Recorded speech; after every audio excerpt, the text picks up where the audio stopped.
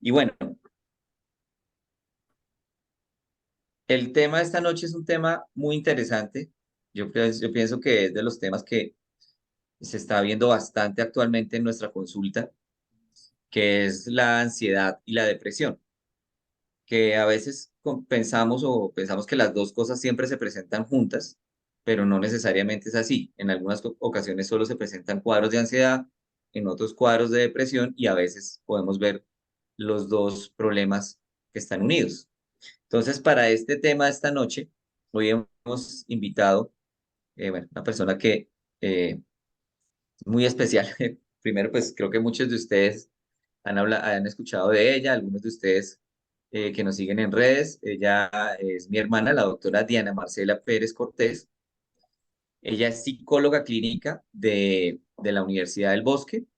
Ella tiene una especialidad en psicología médica y de la salud de la Universidad de La Sabana y lleva más de 17 años de práctica clínica trabajando pues diferentes problemas de salud mental y entre esos obviamente la ansiedad y la depresión es de los más comunes que ella ve. Ella ha sido pues la persona con la que nos hemos complementado hace mucho en la consulta porque es un apoyo grandísimo para muchos de mis pacientes que llegan a mi consultorio también por condiciones de salud física, por enfermedades crónicas, pero que casi que todos de la mano tienen una situación emocional que muchas veces requiere apoyo psicoterapéutico. Diana, pues aparte de eso, es psicoterapeuta bioenergética e integrativa y también se dedica al diagnóstico de campos psicobioenergéticos humanos. Tiene mucha experiencia en esa parte. Bueno, quisiera saludar a Diana esta noche. Diana, ¿cómo estás? ¿Cómo te ha ido? Qué bueno tenerte aquí invitada a nuestro club de bienestar. Bueno, buenas noches, Ricardo. Muchísimas gracias por esta nueva invitación para este tema tan importante que vamos a tratar hoy. Perfecto. Bueno, antes que de entrar en materia y de entrar en nuestra conversación de ansiedad, pues es importante que entendamos un poquito que este es un problema de salud pública que prácticamente se ha incrementado en todo el mundo en los últimos años. Incluso antes de la pandemia, esos casos de ansiedad y depresión venían en incremento progresivo y después de la pandemia, después de la situación del COVID, se incrementaron a nivel mundial los casos de depresión y ansiedad más del 25%. O sea, eso es un valor de la Organización Mundial de la Salud que hemos visto que se ha aumentado los casos en todo el mundo y que pues no es ajeno y no estamos hablando de que eso haya sido causa del virus como tal, de la infección por el virus. Realmente ese tema del confinamiento, del aislamiento social, del cierre de negocios, de todo lo que vivimos en esos 2 años largos de pandemia, pues generó una cantidad de conflictos emocionales o se disparó o se mostraron más bien muchas de esas situaciones en las familias, en los trabajos, por la situación económica, por la incertidumbre. Todo eso disparó más los cuadros de ansiedad. Entonces, aquí no quiere decir de que esto sea causante del que el virus haya causado esos problemas de depresión, sino la situación por la cual pasamos nosotros en esa época. Y obviamente esto no es ajeno, obviamente, como les decía, no solo es en zonas específicas del mundo, sino también en todos los países, obviamente, se incrementaron estos casos, y entre esos, obviamente, en Colombia. Pero si ustedes se dieron cuenta, esto sucedió también por la cantidad de información que vimos en esa época, información de temor y de miedo, que nos mostraban todo el tiempo los medios de comunicación de la cantidad de muertes que habían diarias y el incremento de las muertes y los contagios. Todo el tiempo vivimos en un estado de ansiedad y de miedo y de pánico por la situación. Entonces, imagínense que les quería mostrar este dato, que por la información y las noticias negativas, la entidad que se llama el Programa de Naciones Unidas para el Desarrollo hizo una investigación entre el 2021 y 2022 de todos esas noticias negativas que se aumentaron en esas épocas y qué relación tuvo esas noticias negativas con cuadros de depresión y ansiedad en la población. Y se dieron cuenta que obviamente eso estaba conectado y hicieron el análisis de más de 14 millones de libros que se publicaron en el último siglo, desde la época incluso de la Primera Guerra Mundial. Si ustedes ven esta gráfica, que quiero mostrarles acá, vemos que hay una línea oscura, línea negra, gris, que es toda la información negativa, noticias negativas en inglés, la naranja, que fueron noticias negativas en español, y la verde, que fueron noticias negativas en alemán, ¿sí? Y nos damos cuenta de que en la época en que no habían redes sociales y que no había una cantidad de medios de comunicación masiva, las personas obviamente no se enteraban de todas estas noticias, sabían que estaba existiendo una guerra en el otro continente y estas cosas, pero no les informaban todo el tiempo o no se tenía esa tecnología que tenemos actualmente en que informaban cuántos muertos, todas las crisis. Entonces miren que desde 1900, en la Primera Guerra Mundial, empezaron a haber muchos artículos negativos que vemos aquí en español, en inglés y en alemán.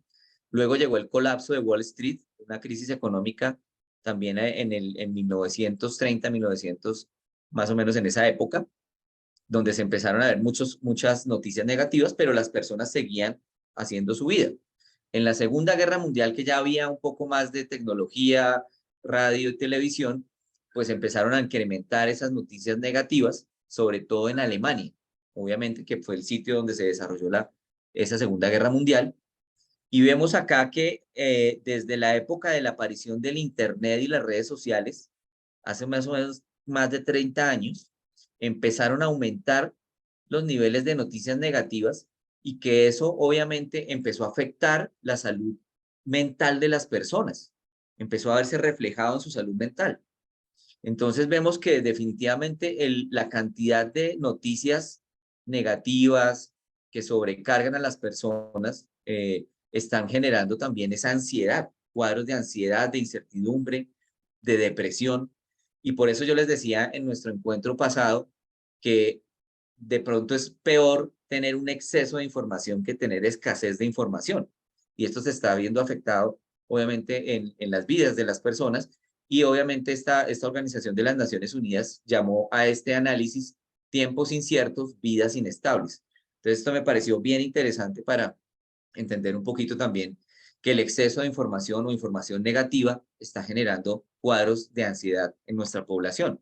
Y en Colombia, pues obviamente eso no es ajeno. Vemos que en Colombia las cifras cada vez están en aumentos, la salud mental está peor en Colombia también, y eso ya se ha venido detectando con estudios que vienen desde el 2015, y que la salud mental se empeoró también con el confinamiento estricto durante la pandemia.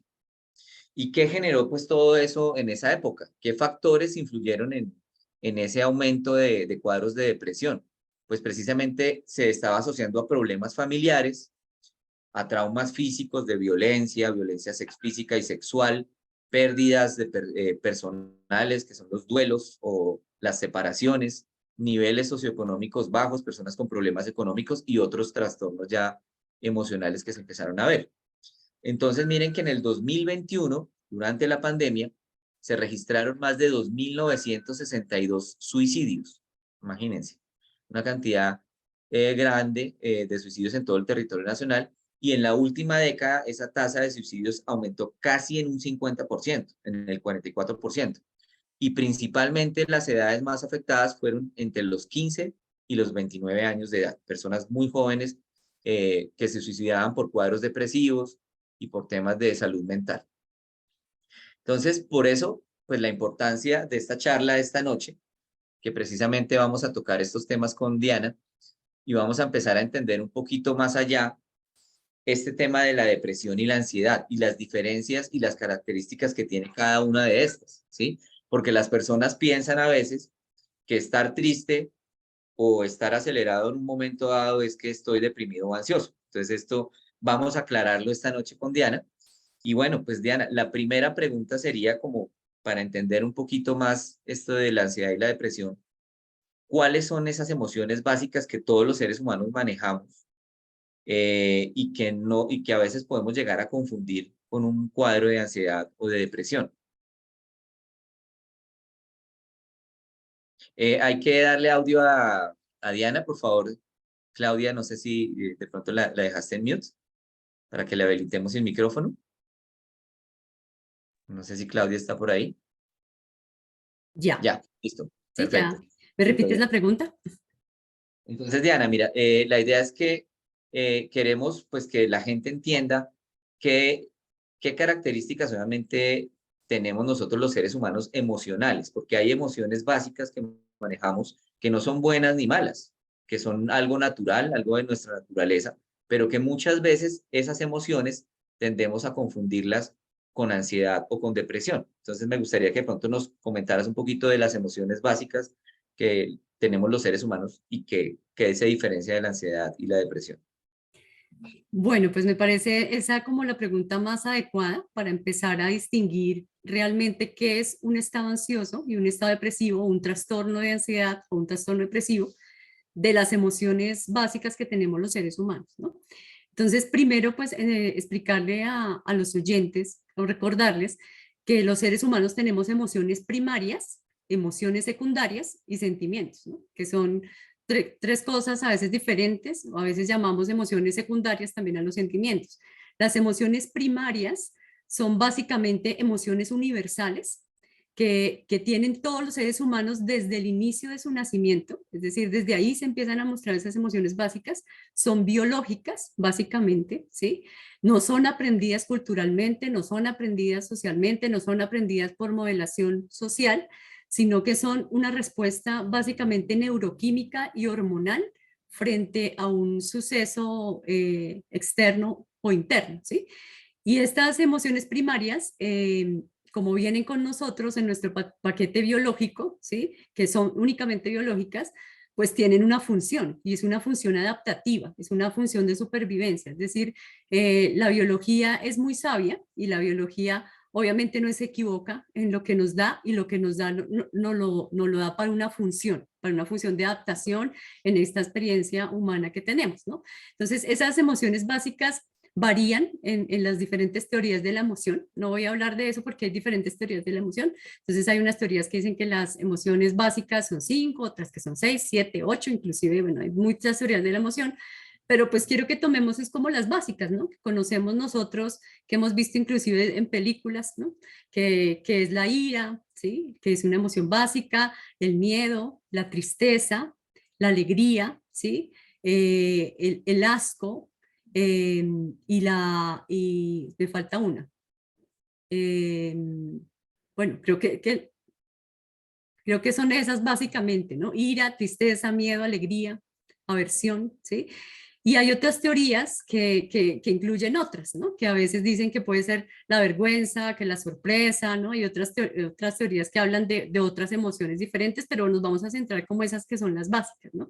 Y como les decía, son emociones que vienen desde que nosotros nacemos, que inclusive los bebés, cuando ustedes observan los bebés de 1, 2, 3 mesecitos, ellos ya facialmente y corporalmente muestran esas emociones, ¿no? Ellos se ríen, entonces frente a una emoción de alegría, hacen carita de bravos cuando algo sucede, hacen carita de sorpresa, ¿sí? Hacen carita de rabia cuando no tienen su alimento cerca. Entonces, estas emociones tienen una función, son adaptativas, no son negativas.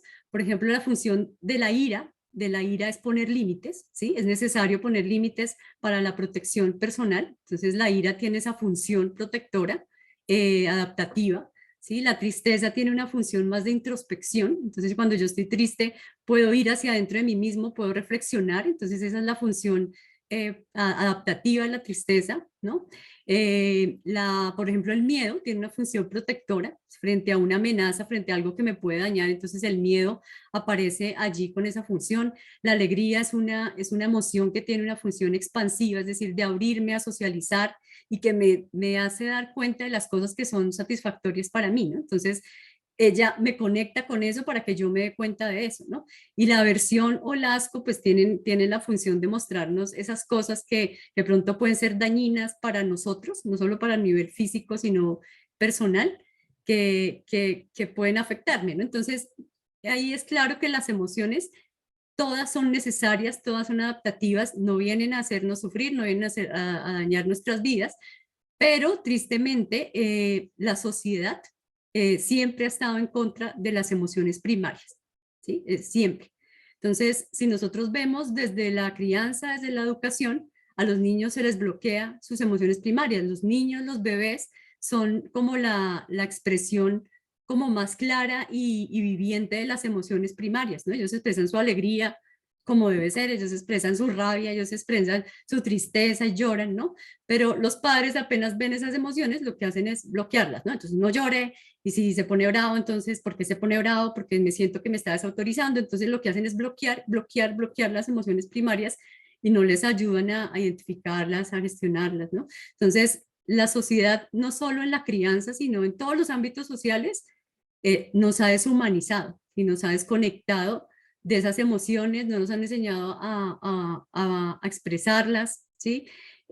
Lo que han hecho es bloquearlas, y ese bloqueo de las emociones primarias generalmente afecta la salud, porque las emociones primarias no se deberían bloquear, no se deberían reprimir, no se deberían castigar, se deberían es ayudarlas a, bueno, más adelante vamos a hablar de eso, ¿no? ¿Qué hacer con esas emociones primarias?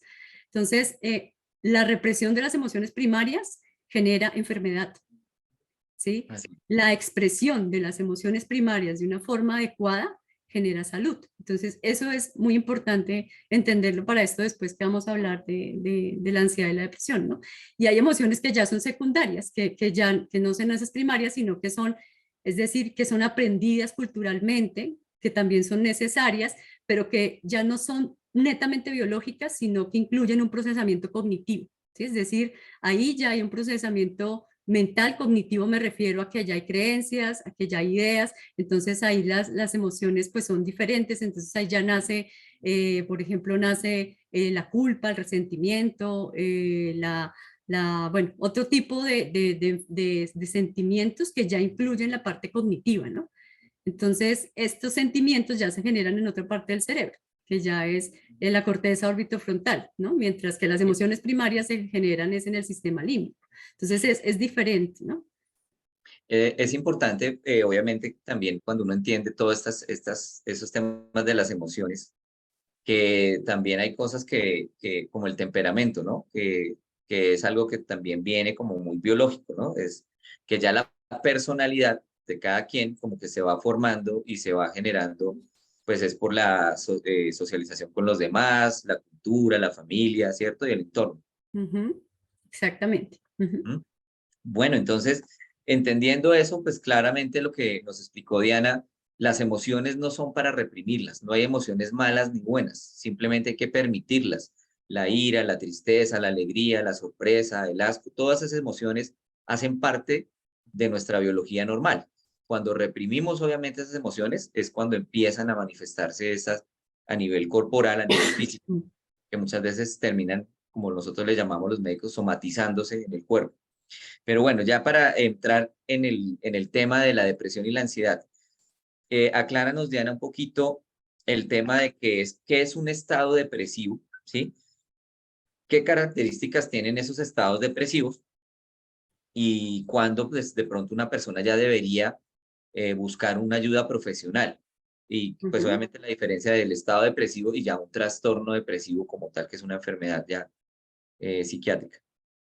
Bueno, los estados depresivos se podrían decir que son como una emoción secundaria, ¿sí? O un sentimiento o un estado anímico que viene de una emoción primaria.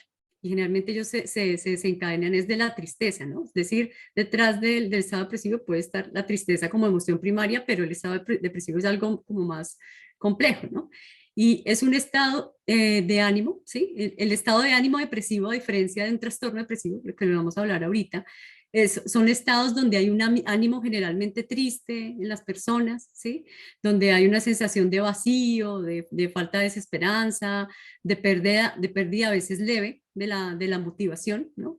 Las personas pueden estar más sensibles, pueden estar como que lloran fácilmente, ¿sí? Se afectan por varias cosas. Y en niños se presenta, es muy diferente, ¿no? En niños los estados de ánimo como depresivos se presentan como estados de irritabilidad o a veces como con alteraciones de la conducta, ¿no? Se vuelven más rebeldes, a veces no siguen las orientaciones que se les da en la casa, bueno, entonces se representan más en niños como estados de irritabilidad, ¿no? Eso es un estado de ánimo deprimido y los estados de ánimo deprimidos todas las personas los vivimos, ¿sí? Los vivimos frente a una situación que nos afecta, frente a una situación que nos hace sentir tristes, frente a una situación que vemos sí, que afecta nuestras vidas y es normal que lo presentemos, ¿no? Ya cuando hablamos de un trastorno depresivo, es cuando ya ese estado de ánimo ya en tiempo, es decir, tiene una duración mucho más larga, en términos de tiempo se presenta frecuentemente, ¿sí? Más de 2 semanas en las personas donde casi todos los días yo estoy con un estado de ánimo triste, ¿eh? Entonces, generalmente tiene una duración más larga, es más intenso esos sentimientos y empiezan a haber como varios signos y síntomas, ¿no? Yo les voy a describir pues lo que es un trastorno depresivo como clásico, ¿no? Lo que llamamos el trastorno depresivo mayor, básicamente se le dice así, ¿no? Que es el ánimo deprimido, uno pierde como el interés, ¿no? El placer por las actividades como que más placenteras, a nivel biológico, pues las personas a veces pierden el apetito o se aumenta el apetito, ¿no? Pierden peso sin hacer dieta o aumentan también de peso. Eh, en niños se presenta más la dificultad para aumentar de peso, hay dificultades en el sueño, ¿sí? Hay pérdida de energía, hay fatiga, eso es como a nivel biológico, ¿no? A nivel afectivo, pues las personas con depresión tienen llanto frecuente, se muestran más irritables, pierden el placer, la motivación, tienen sentimientos de culpa, esos sentimientos de culpa a veces pueden ser ya de índole como delirante, porque ya se vuelve unas ideas de culpa ya excesivas e irracionales, ¿sí? A veces a nivel afectivo también puede venir con ansiedad. Uno piensa que la ansiedad no se presenta en un estado depresivo, pero sí, la ansiedad también se puede presentar en un estado depresivo. A veces también la melancolía, ¿no? Y a nivel afectivo a veces la gente presenta como rasgos no típicos, ¿no? De la depresión, es decir, que en vez de disminuir de peso aumentan, empiezan a comer demasiado. O ahorita pues les voy a hablar un poco de las al tipo de depresiones que no son típicas, ¿sí? Que no son típicas y que son raras y que nosotros pensaríamos que no son depresiones. Y a veces a nivel también motriz, pues las personas están más lentas, presentan, uno las ve que, no, que están agitadas o están como con debilidad, ¿no? Empieza a nivel cognitivo como a nivel mental, las personas pueden tener pensamientos de muerte o pensamientos suicidas, se disminuye la capacidad de concentrarse, de poner atención, ¿no? Hay síntomas, a veces pueden haber síntomas psicóticos en las personas con depresiones, como ideas delirantes, alucinaciones. Las personas presentan como algo que se llama sesgo depresivo, y es decir, que generalmente tienen ideas muy pesimistas y muy catastróficas sobre ellos mismos, sobre el mundo, sobre los demás, ¿sí?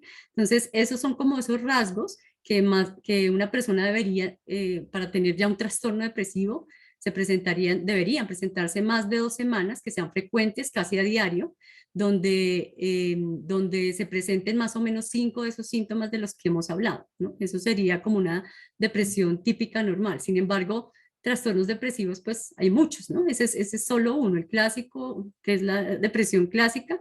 Sin embargo, hay otros tipos de depresiones. Entonces, el estado depresivo es algo que es momentáneo, pasajero, ¿sí? Que tú seguramente estuviste triste unos días y luego retomaste y volviste a tu actividad normal y no seguiste con eso. Eso puede ser un estado depresivo, pero de pronto para diferenciarlo.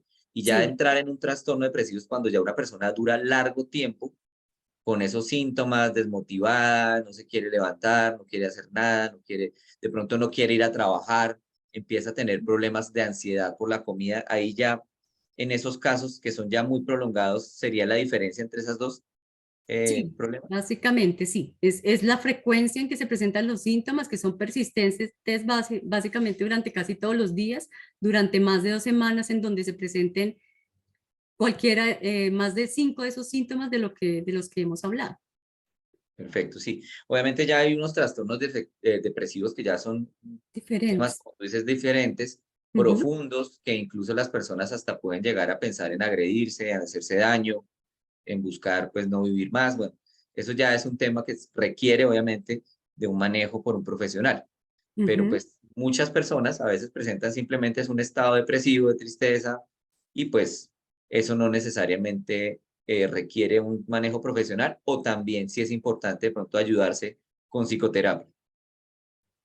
¿Me aclaras la pregunta, por favor? Es decir, si de pronto una persona ve que no necesariamente está haciendo pues, episodios depresivos larguísimos de mucho Ujú, tiempo, pero que sí a veces como que está haciendo como cuadros de depresión, que no tiene, no sabe como la causa, pero ujú. pues retoma y hace su vida activa normal, esos casos que no necesariamente tienen que terminar en un psiquiatra, pueden también tener la necesidad de psicoterapia.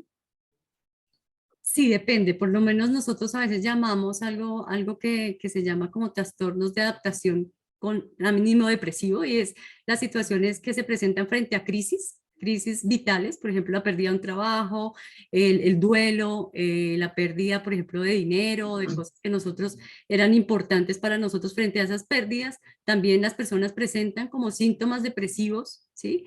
Que no son una depresión como tal, pero que en esos casos también requieren, para yo salir de esa crisis, requieren un apoyo, ¿sí? Un apoyo psicoterapéutico o un apoyo de una red de apoyo cercana, ¿no?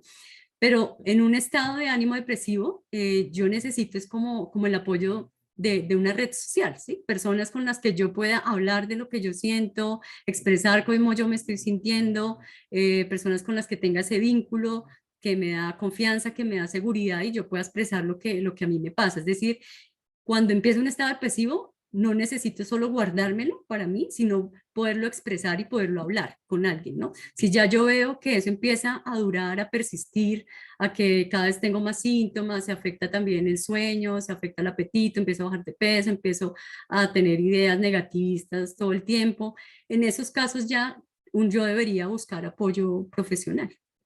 Perfecto. Bueno, entonces ahí vamos haciendo las diferencias, vamos entendiendo un poquito realmente lo que es depresión o un estado depresivo y un trastorno ya depresivo que requiere un manejo pues ya de un profesional muchas veces. Ahora sí hablemos del estado de ansiedad o pues de la ansiedad, ¿sí? Eh, ¿Cuáles son esas características de la ansiedad? Porque pues hay muchas personas que de pronto tienen ciertas condiciones de su personalidad que se hacen ver ansiosas, ¿sí? Y a veces no las reconocen y pueden ser personas que tienen un cuadro de estos. Y cuando ya un tema de ansiedad también se puede volver como un trastorno ya, una enfermedad ya mental, de la condición mental. Ujú. Bueno, la ansiedad también se podría decir que es como una emoción secundaria, ¿sí? O un estado afectivo secundario también a una emoción primaria, que en ese caso sería el miedo, ¿sí? Y la ansiedad también ha sido como un poco, es decir, es como un estado afectivo que no es biológicamente como es decir, que no lo presentamos todos los seres humanos y los animales, sino los presentamos en los seres humanos frente a las situaciones que vivimos actualmente como en nuestra vida diaria, ¿no? Entonces la ansiedad es inofensiva, ¿sí? No es un problema grave, es decir, es una activación también que se presenta a nivel conductual y a nivel anímico y que nos ayuda a tener productividad, es funcional, ¿no? Y la ansiedad generalmente se presenta para que podamos nosotros como movilizar los recursos que nosotros queremos frente a cuando estamos enfrentando algo nuevo o objetivos o cosas que nos generan incertidumbre, expectativas, ¿no? Entonces, esa ansiedad casi siempre se dispara en el sistema nervioso autónomo, como en la rama simpática, pero como les digo, un estado de ansiedad es normal, es productivo, ¿sí? Es necesario. Por ejemplo, en este momento nosotros, ¿no? Que estamos aquí haciendo una presentación. Antes de una presentación o cuando yo estoy frente a una entrevista, yo siento ansiedad, ¿sí? Es Ya. una ansiedad que es productiva, es necesaria.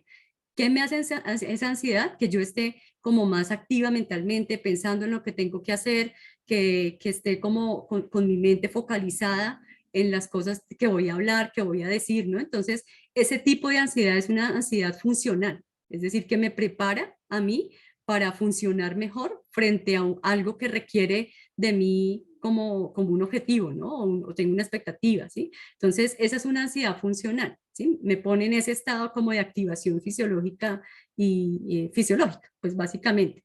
Pero ya la ansiedad patológica como tal ya es demasiado excesiva frente a lo que estamos viviendo, ¿sí? Entonces ya es una como expresión exagerada, una activación exagerada de ese sistema nervioso autónomo en donde ya empiezo a sentir en vez de ser productiva, empiezo a ser no productivo, ¿no? Entonces empiezo a sudar, a tener miedos muy grandes, que cuando empiezo a hablar entonces empieza a temblar la voz, ¿no? Entonces ya ese estado de ansiedad me está impidiendo tener un logro, ¿no? Entonces, un estado de ansiedad, pues obviamente con toda esa activación corporal, pues yo puedo tener miedo, ¿sí? Puedo tener angustia, puedo tener ideas irracionales como de fracaso, puedo tener preocupación excesiva, ¿no? Puedo tener angustia, puedo tener activación de todo el sistema simpático como es sudoración, taquicardia, dificultad respiratoria, dificultad para tragar, ¿no? Todos esos síntomas simpáticos se activan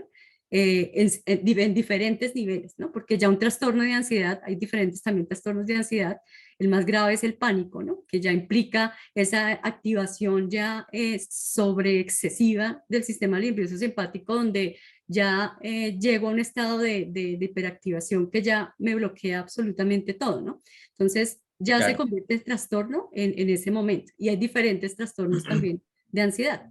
La ansiedad. Sí, este tema del pánico y los ataques de pánico son bastante comunes, se están viendo mucho en consulta y como dices tú, ya son cuadros en los que el paciente usualmente consulta es por los síntomas físicos que tiene. Entonces te llega a ti la persona con el dolor en el pecho, que le da dificultad para respirar, que siente que le va a dar un infarto, que se va a morir, que le da taquicardia, se le acelera el corazón, le da sudoración, temblor, pierde el apetito, pierde peso. Entonces, esas personas, principalmente las personas que tienen un ataque de pánico, o sea, un trastorno de ansiedad que llega al pánico, primero empiezan su consulta por el médico muchas veces y te llegan con todos estos síntomas. Obviamente nosotros tenemos que descartar, ¿sí? Hacer un examen, obviamente físico y unos laboratorios para descartar problemas cardíacos, todo esto. Y en la mayoría de los casos uno ya lo sabe, uno ya sabe que el paciente que tiene todos esos síntomas está en un ataque de pánico, lo trata de manejar, pero para la persona es importante también saber que físicamente se encuentra bien, porque son personas que piensan que les va a dar un infarto, que se van a morir, que sienten, bueno, sienten una cantidad de síntomas que precisamente están relacionados con ese sistema nervioso que se llama autónomo, que se supone que nosotros no podemos controlar en teoría, pero que obviamente genera todas esas reacciones físicas. Entonces, muchas veces estas personas llegan al médico y terminan ya después, pasan al psiquiatra y los terminan medicando. O sea, les dan medicamentos que se llaman ansiolíticos, que son medicamentos para bajar la ansiedad. En tu experiencia, ¿tú cómo manejas, por ejemplo, esos pacientes con ataques de pánico? Porque muchas veces son personas que terminan medicadas con ansiolíticos por mucho tiempo y no entienden el proceso, hay que aprenderlo a manejar, ¿no? Y terminan tomando esos medicamentos y ya prácticamente a veces dejarlos es muy difícil o quitárselos. ¿Qué haces en esos casos con un paciente también de estos con ataques de pánico? Bueno, los ataques de pánico es algo que se ha incrementado increíblemente Ujú. desde el origen del confinamiento y la pandemia. Sí, Yo trabajé en una línea de atención mental durante telefónica en esa época y era disparado, era el tema de cada día, ¿sí? Los ataques de pánico. Lo primero que hay que hacer con un ataque de pánico, cuando ya se presentan todos esos, porque son síntomas súbitos que vienen al cuerpo corporales, que vienen súbitos frente a ninguna situación aparentemente externa y generan ya un estado de hiperactivación de terror corporal muy fuerte, ¿no? Unas sensaciones muy fuertes en las personas. Lo primero que hay que hacer frente a eso es que las personas vayan directamente a urgencias, ¿no? Porque es que es indispensable para un paciente con pánico descartar que no haya una enfermedad cardiorrespiratoria o un hipertiroidismo, ¿no? O exacto. temas de glucosa, bueno, hay que descartar cosas Mm. para que la persona primero esté tranquila porque puede ser otra cosa diferente. Entonces, una vez ellos van allá, ya les descartan todo, no tienen nada, no tienen ningún problema médico, no, resulta que usted está desestresado, les dicen allá, está estresado y de una vez el ansiolítico y de una vez el antidepresivo. ¿sí? Así lo manejan. Entonces, bueno, no entiendo muy bien por qué los psiquiatras o los médicos generales de una vez van mandando una medicación para bajar los síntomas de pánico, porque los psicólogos trabajamos muy diferente el pánico. El pánico, nosotros consideramos que si no hay un trastorno de ansiedad más profundo detrás del pánico, porque un pánico puede venir comórbido, o comórbido no, sino como, bueno, es una palabra técnica, pero pueden venir junto con un trastorno de ansiedad más grave o con otro trastorno mental, entonces ahí sí hay necesidad de medicación, pero cuando es un trastorno de pánico normal, ¿sí? Que es claro, eh, la medicación inhibe que la persona pueda hacer conexión con sus síntomas y los pueda aprender a manejar. Sí, es la forma más fácil de quitarse todos esos síntomas corporales incómodos. Pero a largo plazo, a largo plazo hace que las personas con pánico mantengan ese estado de pánico por más años. ¿Sí? Y no logren aprender a conectarse con sus sensaciones corporales, que no son sensaciones corporales negativas, y no permite como ese proceso, ¿no? Entonces uno generalmente con estos pacientes lo que se hace es como destetarlos un poco de los medicamentos para que ellos puedan empezar un proceso psicoterapéutico en donde lo que empiecen a hacer es empezar a identificar sus síntomas, a aceptar sus síntomas, ¿sí? A observarlos, ¿sí? A aprenderlos a regular, porque hay formas de regularlos a nivel cognitivo, a nivel mental, ¿sí? Con diferentes estrategias. Entonces, uno lo que hace es entrenar a los pacientes a aceptar los síntomas corporales, a cómo gestionarlos, a qué herramientas utilizar para eso, y es muy efectiva la psicoterapia, muy efectiva, tanto que en un mes y medio, las personas empiezan a disminuir esos síntomas gradualmente, sin necesidad de medicación. Entonces, es todo un protocolo que ayuda a estas personas a reducir su sistema nervioso simpático desde diferentes como estrategias, ¿no? Exacto, ellos aprenden cómo manejar esas sensaciones y a entender que son parte de un proceso, no rechazarlas, porque muchas veces la persona lo que hace es rechazar totalmente. Obviamente hay casos en los que pues el paciente pues puede tener incluso alteraciones de su sueño y todo eso, pues en algunos casos uno se puede ayudar, no necesariamente con medicamentos de estos químicos, medicamentos psiquiátricos, o sea, en algunos casos se requerirán casos muy puntuales, pero en muchos se pueden manejar de otra manera. Como dice Diana, se trabaja la psicoterapia y de la mano uno puede complementarlo con algunas otras herramientas terapéuticas, desde, por ejemplo, las terapias complementarias, la homeopatía, las esencias florales, la acupuntura, la terapia neural. Hay varias opciones que pueden ayudar a estabilizar los síntomas mientras el paciente va haciendo su proceso conscientemente, lo que decías tú, eh, de reconocer qué le disparó todo eso, que es una reacción normal de su cuerpo. Obviamente, después de haber hecho los exámenes de laboratorio, lo que sea necesario para que el paciente pues, se descarte cualquier otra enfermedad o condición física. Hay muchas personas también que creen que las enfermedades de ansiedad y de depresión o estos trastornos son genéticos, ¿no? Y que es porque mis padres o mi familia hay personas depresivas, hay personas ansiosas y que eso se hereda. Realmente, pues queremos decirles esta noche que pues la genética no es la que marca definitivamente 100% esas enfermedades, ¿no? Hay condiciones físicas que también pueden alterar la función del estado emocional, como tú lo decías ahora, Diana, uno tiene que descartar problemas de tiroides. Por ejemplo, una persona con hipotiroidismo descontrolado, que no esté manejado, que no esté equilibrado, puede entrar en cuadros depresivos. O una persona con hipertiroidismo, que es lo contrario, que es una tiroides que está exageradamente funcionando, puede hacer cuadros de ansiedad.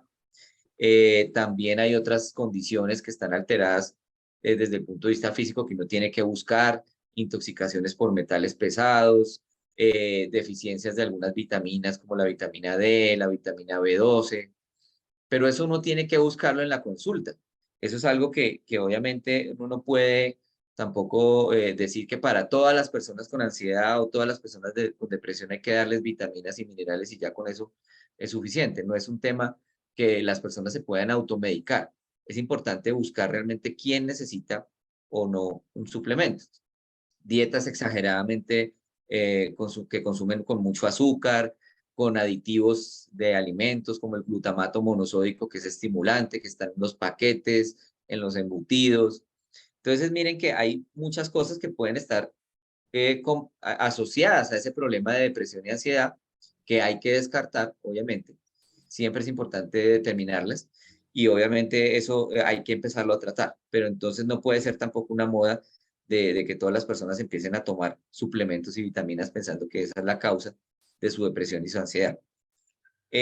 Bueno, ya viendo esto, ¿qué influencia, pues para ti, pues viendo ya que se ha descartado, pues en muchos de estos casos de depresión, ansiedad, problemas físicos, de enfermedades, qué influencia tiene ese desarrollo de la personalidad en la depresión y en la ansiedad? Es decir, ¿por qué algunas personas que han sido muy estrictas, rígidas desde muy pequeñitas, que las han criado, pues, o han tenido un patrón de crianza muy duro de pronto, terminan siendo los futuros personas ansiosas? Eso uno lo ve bastante en algunos niños con los que han sido muy estrictos en el colegio, que tienes que sacar las mejores notas, que tienes que ser muy competitivo.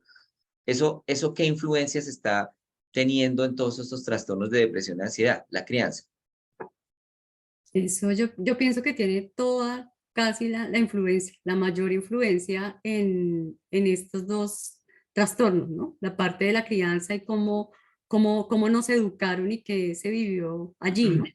Porque muchas veces estamos creando hijos em, hiperperfeccionistas, ¿sí?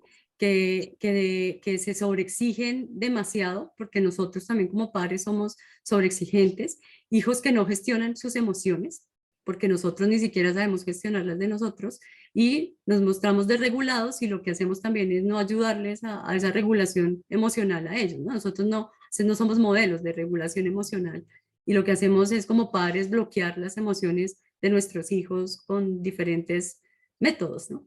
Entonces, mucha parte de esa crianza, los vínculos que nosotros tenemos con ellos también lo afectan y eso quisiera pues hablarlo un poco más adelante, más a profundidad, porque eso ya es un tema más profundo, pero todas esas características de bloquear emociones, de sobreexigencia, de no permitir las expresiones de los chicos también generan más adelante esos estados depresivos, ¿no? La sobreprotección, las pautas de crianza también, que creo que las vamos a hablar más adelante como las estrategias que les vamos a dar también a los padres, ¿no? Pero tiene toda la influencia en lo que estamos viendo nosotros ahora. Exacto, sí, todos esos temas de crianza que vienen de familia, obviamente uno lo ve, pues por lo menos yo veo mucho personas jóvenes que han sido muy autoexigentes, muy perfeccionistas, lo que tú dices en consulta, y que fueron así todo en su colegio y en la universidad y en su etapa adulta empiezan a manifestar todas estas conflictos de ansiedad y una cantidad de cosas que pues son personas que han tenido un desarrollo como esa inteligencia racional académica muy buena, Ujú. pero esa inteligencia emocional totalmente perdida, o sea, Total, ausente totalmente. ujú, Entonces total. me parece muy importante eso. Bueno, ya pues para terminar nuestra charla de hoy, quisiera que de pronto nos dieras como estrategias que nos puedan como, que nos puedas recomendar para prevenir y para pues prevenir esos casos de depresión y ansiedad, pues, obviamente, en la medida de lo posible y empezando nosotros como padres con nuestros hijos, ¿sí? Y a manejarlos obviamente ya en las personas que tienen una enfermedad o un trastorno de ansiedad y depresión.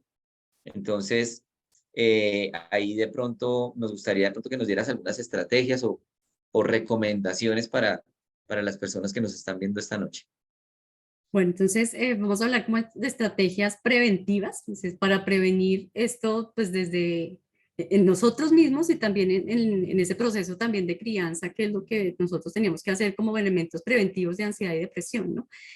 Y lo básico es fomentar la inteligencia emocional, algo que no se hace ni en el hogar, ni en los colegios, porque como tú decías, la sociedad está como orientada ahorita a temas de productividad y de meterle información a los chicos en su cabeza, ¿sí? Es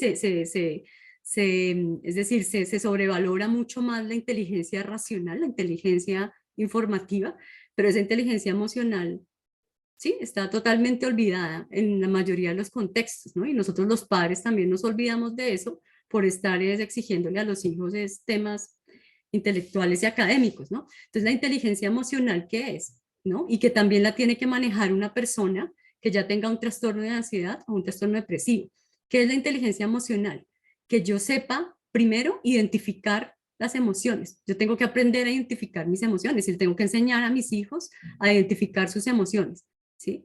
Identificar sus emociones es que aprendan qué estoy sintiendo, que yo les pregunte, bueno, estás llorando, ¿qué sientes? ¿Cómo lo sientes? ¿Sí? A que se conecten con identificar qué estás sintiendo. Lo mismo yo como persona adulta, tengo que aprender a identificar esas emociones. El segundo paso de la inteligencia emocional es la aceptación, que yo acepte la emoción, porque nosotros no aceptamos las emociones porque lo que aprendimos fue a reprimirlas, a negarlas, a rechazarlas, y eso fue lo que nos enseñaron nuestros padres y en todos los contextos que estuvimos, ¿no? Entonces, a rechazar las emociones. Entonces, el segundo paso es aceptar las emociones desde la inteligencia emocional. El tercer paso es experimentar. La inteligencia emocional te dice, experimenta la emoción, es decir, no la niegues, no la distraigas, no te trates de olvidar de lo que estás sintiendo, es ir hacia adentro y conectarme con eso que yo estoy sintiendo. Eso se llama experimentar, vivir la emoción, ¿sí? La inteligencia emocional también habla de comunicar la emoción, es decir, yo tengo una emoción, cómo la expreso, cómo la comunico, ¿sí? Cómo enseñarle al niño a comunicarla, a expresar lo que me está sintiendo, cómo yo como padre puedo escucharlo en vez de reprimirlo por lo que está sintiendo, de pegarle o de regañarlo, o de, ¿sí? Cómo yo le enseño a comunicar y cómo después de que comunique yo le ayudo a dirigir esas emociones, ¿sí? Esas emociones primarias de las que hablábamos y que son tan rechazadas por la sociedad, es como yo le enseño a dirigir esa emoción, porque una emoción finalmente no se puede controlar, es algo biológico, no lo puedo controlar, yo lo puedo manejar indirectamente, porque las emociones simplemente fluyen. Entonces tengo que aprenderlas a redirigirlas y eso es lo que tenemos que enseñarles en inteligencia emocional a nuestros hijos. Entonces es identificar, aceptar, experimentar la emoción, comunicar la emoción y dirigir la emoción. Aprenderles a enseñar a dirigir la emoción. Sí, y Es eso tenemos que hacer permitirla, nosotros ¿no? mismos. ¿Cómo? Yo les digo a muchas personas que permitan, que se permitan sentirse tristes, que se permitan sentirse ansiosos, o sea, que lo permitan porque pues las personas es que yo no quiero, es que entran en una lucha contra sí mismos que hace que el problema sea grande, que el problema sea peor. Ujú, Por eso las personas entran en un estado de ansiedad que quieren que ya, quieren todo ya, quitarse todo eso en un momento dado y eso tiene su proceso, ¿no? ujú. Sí, exactamente. El segundo paso es que yo haga todo lo contrario, que yo quite de mi vida y de la vida de mis hijos, ¿no? O de lo que yo les enseño a ellos o en los colegios o en diferentes contextos, quite la represión emocional. La represión emocional es todo lo contrario a la inteligencia emocional, ¿sí? Es decir, cuando uno está en un estado de represión emocional, no quiere identificar la emoción, yo no quiero identificarla, no quiero saber qué es lo que siento, quiero es distraerme con películas, con comida, no sé, con alucinógenos, El con internet, salir a ¿no? ¿Qué fiestas, ¿no? pasa? Entonces yo en una represión emocional no quiero identificarla, no quiero aceptarla tampoco, no quiero aceptar esa emoción, entonces trato de evadirla, no quiero experimentarla, rechazo sentirla en mi cuerpo, rechazo sentir tristeza, ¿no? Y entonces, eh, una característica importante para evitar, es decir, para salir de la ansiedad y la depresión y para evitarla, ¿no? Prevenirla es dejar ese estado de represión emocional al que nos han llevado por tantos años en Sí, diferentes contextos, salir de ahí, ¿no?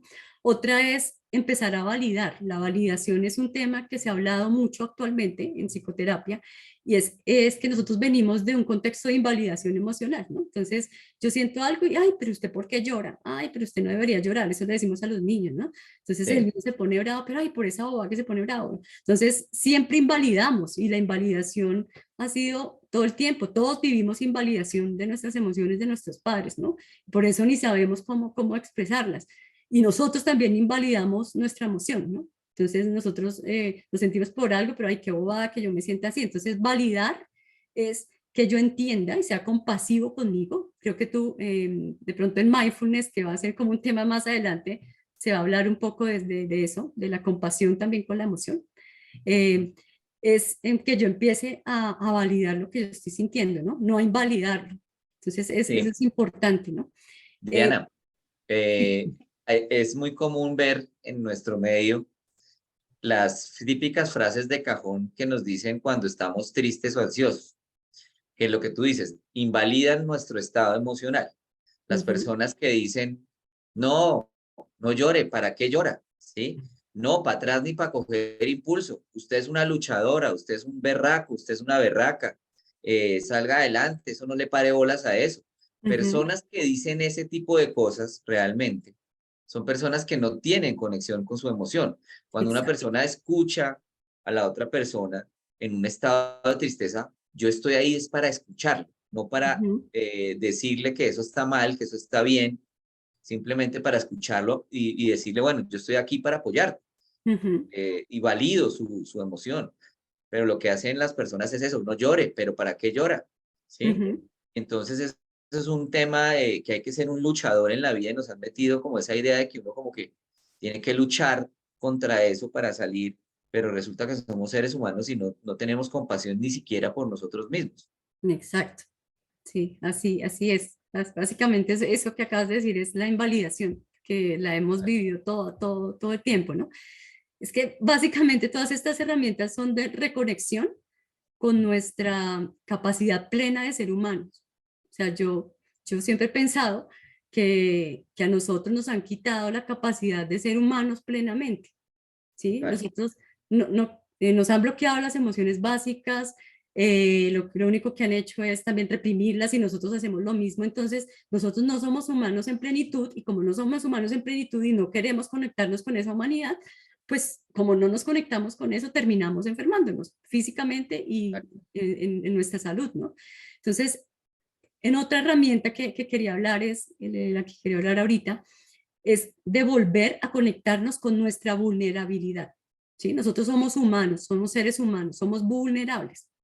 Y educar en la vulnerabilidad a los hijos significa también enseñarles que ellos, ¿sí? No son perfectos, que son vulnerables, que tienen derecho a cometer errores, que tienen derecho a sentirse mal, que tienen derecho sí, a no ser siempre el que más tiene coraje, el que más es seguro, ¿sí? Es decir, yo soy un ser vulnerable, ¿sí? Tengo sentimientos.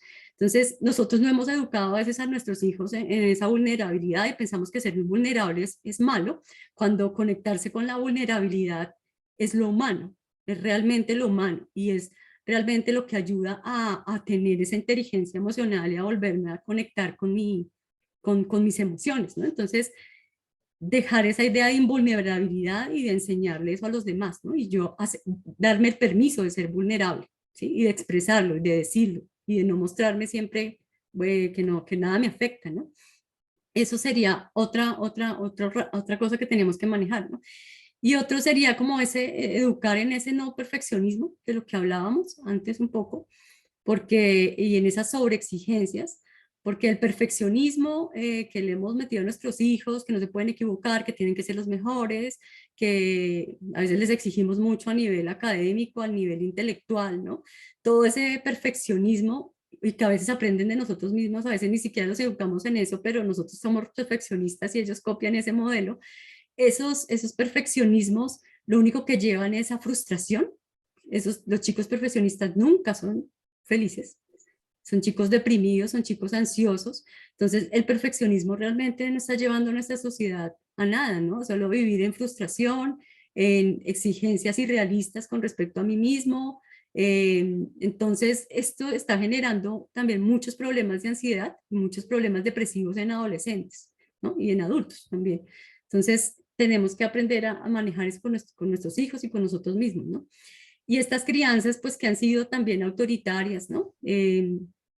Las crianzas autoritarias han bloqueado mucho las emociones, han bloqueado mucho la vulnerabilidad humana, han generado represión emocional, entonces tenemos que cambiar esa crianza autoritaria. La crianza negligente tampoco ayuda, ¿sí? Una crianza negligente también que crea bastantes grados de inseguridad, bastantes grados de depresión, y lo mismo la crianza sobreprotectora, ¿no? La crianza sobreprotectora en donde, mejor dicho, no quiero que nada le pase a mi hijo, que no cometa un error, que no le suceda nada en la vida, entonces le quito todas las situaciones que lo confrontan o que lo retan porque no quiero que sufra, entonces eso no le ayuda a los hijos tampoco a desarrollar habilidades para enfrentar situaciones. Entonces tampoco ayuda ese tipo de crianza, tenemos que cambiar nuestro estilo de crianza, ¿no? Un estilo de crianza más orientado positivamente, ¿no? Un estilo de crianza diferente. Y nosotros también como seres humanos necesitamos, para no caer también en estados ansiosos y depresivos, necesitamos vínculos de apego seguro, ¿no? Eso les llamamos nosotros los psicólogos, llamamos vínculos de apego seguro, no viendo el apego como, pues lo nombran en otro lado como algo negativo, un apego, ¿sí? Que no me hace, soy feliz si no tengo algo, nosotros no vemos el apego, lo conceptualizamos de otra forma, y para nosotros el apego seguro es tener, o sea, todos los seres humanos desde que nacen necesitan una figura que les dé seguridad, ¿sí? Que les ayude a calmar, una figura que les ayude a regular sus emociones. Esa figura que es en la que yo confío, que me da confianza y que me ayuda a estar en calma, ¿no?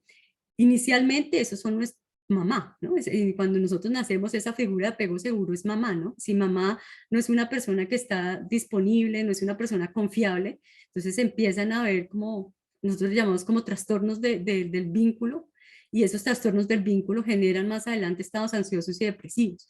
Entonces, ¿qué nosotros tenemos también que hacer con nuestros hijos? Ser como un vínculo de apego seguro, es decir, ese vínculo confiable, ese vínculo que te ayuda a regular, ese vínculo que te da seguridad, que te da calma, que te entiende, que te escucha, ¿no? Y porque finalmente en esos vínculos nosotros nos construimos, ¿no? Construimos las ideas de nosotros mismos. Entonces, eso es Es muy decir, necesario. Y eso no solo es en la infancia, sino en la adultez. Nosotros siempre necesitamos un vínculo así, de ese nivel de confianza para mitigar estados de depresión y de ansiedad, ¿no? es decir, perdóname, te interrumpo. Es decir, como que tus hijos sepan que puedes contar contigo, que puede haber un apoyo, que uno puede estar ahí para escucharlos, porque es que no es decirle a la persona deprimida, no, no se deprima, no, no, es mostrar como esa, que estoy ahí para ti en este momento, puedes contar conmigo, lo que quieras de pronto decirme, o si yo te puedo ayudar, o bueno, porque es que las personas siempre tratan como de ir a decirles algo que los saque de la depresión, ¿no? Ujú. Pero es simplemente ese vínculo que tú dices de apego seguro, es de pronto que ese entorno familiar o las personas se vuelvan como confiables y que puedan expresar sus emociones sin ser invalidadas, ¿sí? Exactamente, sí, un papá con estas habilidades es un papá empático, es un papá que cuando ve a su hijo llorar o triste o con rabia, no lo que hace es invalidarlo al niño, diciéndole que porque se siente así o que eso no lo debería sentir o que es una bobada por lo que te sientes así, no, lo primero que se siente es decir, bueno, entiendo lo que estás sintiendo, qué estás sintiendo, no lo invalida, ¿sí? No juzga lo que siente, y lo que ayuda es como a esa escucha, sí, esa disponibilidad, y después lo va orientando en cómo gestionar esa emoción, ¿no? Es decir, ahí incluye mucho estar disponible, ¿sí? Esa persona disponible que es el padre, ¿no? O la Perfecto. madre. ¿No? Em, Bueno, no sé si hay algo más de pronto que vas a aportar en esa parte o...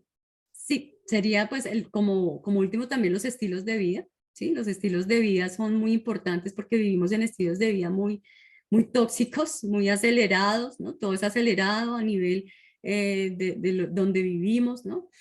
Sobresaturados, vivimos en una sociedad competitiva con exceso de intelectualidad, ¿no? Y de logros materiales y no de conectarnos más con lo emocional, y también llevamos a nuestros hijos en unos ritmos de vida que no son acordes para su desarrollo, ¿no? Entonces, creo que esos estilos de vida también generan estados depresivos y ansiosos, esos estilos, ¿no? Y lo último sería como lo que hablabas un poco, que está generando ansiedades y depresiones, es ese positivismo tóxico del que ya estuvimos hablando en algún momento y del cual ahí tenemos una charla con Ricardo también sobre él, porque ese positivismo tóxico nos ha llevado a creer que, que en todo momento nosotros tenemos que estar bien, ¿sí? Que no podemos tener emociones negativas, que tenemos que todo el tiempo frente a algo que sentimos mal, estarnos negándolo y diciendo cosas positivas. Entonces, también esa positividad tóxica, bueno, que es más compleja de explicar, pero esa positividad tóxica también está influyendo muchísimo en estados depresivos y ansiosos. Así es. Bueno, Diana, no, muchísimas gracias, de verdad, pues yo sé que este espacio es como queremos hacerlo algo corto, algo que sea pues corto y sustancioso para las personas. Queremos saber, pues queremos informarles que pues tuvimos hoy un problema con la plataforma de YouTube. Hay muchas personas que se han comunicado con nosotros que no han podido entrar a la sala Zoom porque la sala Zoom da un máximo de 100 personas, pero vamos a subir esta charla para que quede grabada y quiero también que sepan que todas las preguntas que ustedes mandan por el chat las vamos a tomar en cuenta porque vamos a tener una última sesión en este mes que es de preguntas y respuestas. Precisamente las personas que están en el chat, que se unieron al Club de Bienestar, vamos a estarles mandando información importante de esas preguntas que han hecho por ahí y ustedes van a tener unos teléfonos especiales que tienen WhatsApp para enviar sus preguntas, para responderlas en la última sesión del mes, que es de preguntas y respuestas.